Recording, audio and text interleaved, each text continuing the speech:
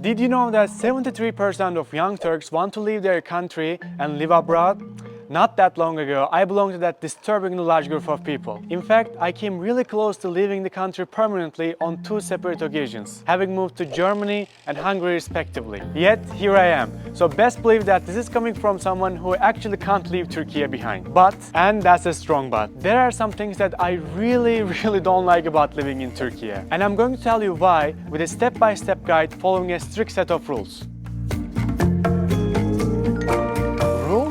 What rules? No, I'm just kidding.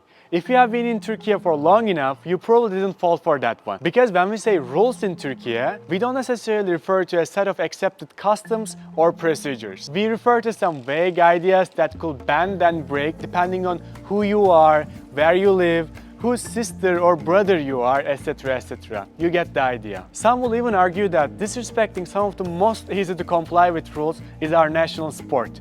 What's that? You wanna know what the sense of the cue is? Well, your guess is as good as anyone's. There is no spoon and there's certainly no cue. You took an intercity bus? Wow, you must be really passionate to find everything about the second cousin of some weird guy who happens to sit on the seat next to you, who will not only talk all the way, but for some messed up reason, put his darn phone on speaker. Alright, you know what? I need to wind down a bit. Let's get a cab and go somewhere.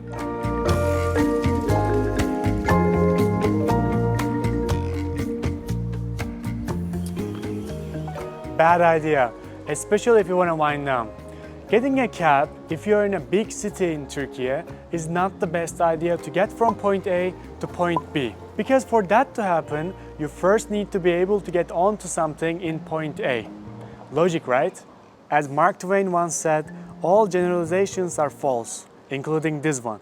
But if you were to ask pretty much anyone except taxi drivers themselves, everyone will tell you a bad experience they had with a taxi. Be it never being able to get onto one, or the constant whining of the driver about the place you want to go as if the sole purpose of a taxi is not exactly that.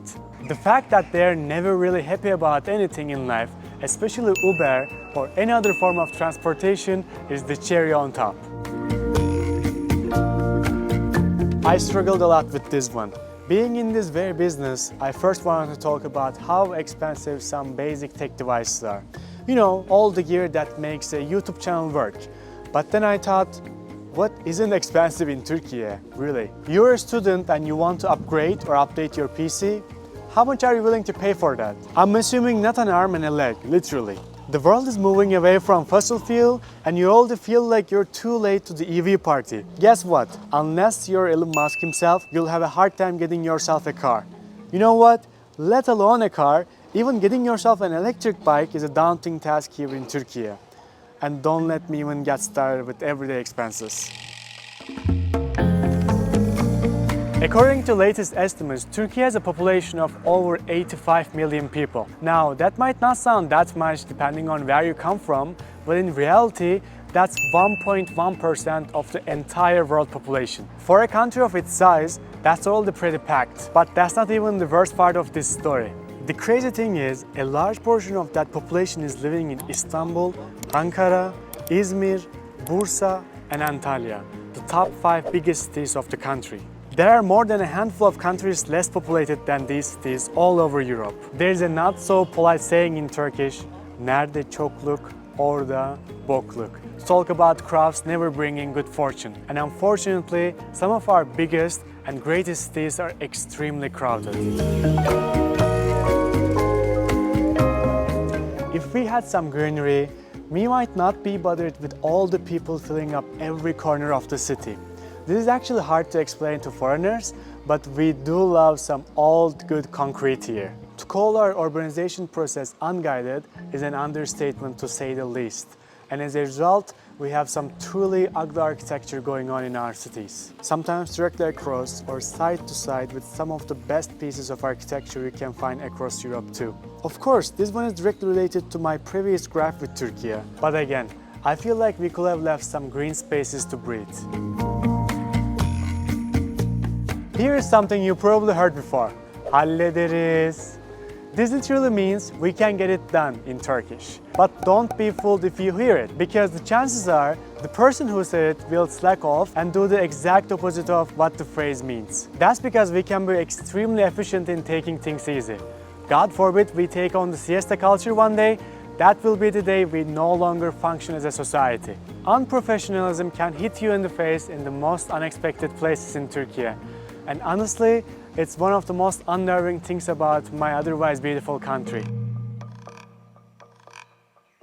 You remember we talked about taxis and crowds earlier, right? So this one is pretty close to those problems in nature. Now, I'm not a polyglot by any means, but I'm pretty sure that rush hour, the concept of rush hour, exists in pretty much in every modern language. Meaning the chances of you being stuck in traffic in certain hours of the day are high. But in Turkey, especially Istanbul, rush hour doesn't exist. I feel like I can hear you say, wait a minute, why do you hate that? Well, let me rephrase that. Rush hour does not exist. Not because we found and applied the perfect solution to commuting, but because the traffic is always jam-packed in Istanbul. So when there is no specific hours or day talk about traffic being insufferable, that means rush hour no longer exists. See? If you're interested in Turkish, Türkiye, and our culture, you probably know that we take immense pride in our cuisine. And I personally think that is for a very good reason. That being said, if you're a foreigner or a local who has expanded his or her horizons when it comes to different culinary cultures, you are guaranteed to have a hard time finding good places to eat international food, except a few cities. It's almost impossible to find something that's not local or regional. And I'm not gonna lie, it kinda sucks. There once was a time when popular websites like YouTube and Wikipedia were banned in Turkey. Now, I'm not going to dwell into the reasons behind and where we are about those restrictions, but let me tell you this much. We still don't have some incredibly popular online services available to us. PayPal, for instance, is not allowed to operate in Turkey since 2016 due to some licensing issue. Another example is Booking.com, which had to cease its operations due to unfair competition. For people who used to use the service, of course, that was pretty unfair. Elalem ne der? This simple phrase that can be translated into English as "what will others say" is the reason why so many young people fail to reach their potentials in Turkey. Social pressure can still act as a heavy burden, and the number of people who crack under its pressure can get depressing. Luckily, the younger generation seems less and less interested in society's expectations, so maybe in the future I will have to edit this one out, and let me tell you, when the time comes, I will happily do that. So that's it for this episode, but before we leave, I would like to hear your thoughts about some of my pain points about Turkey. Do you think I missed out on anything? Is there anything that you don't agree with me on this list? Let me know in the comments below. And if you like this video, please don't forget to subscribe and leave a comment. Kendine iyi bak. Görüşürüz.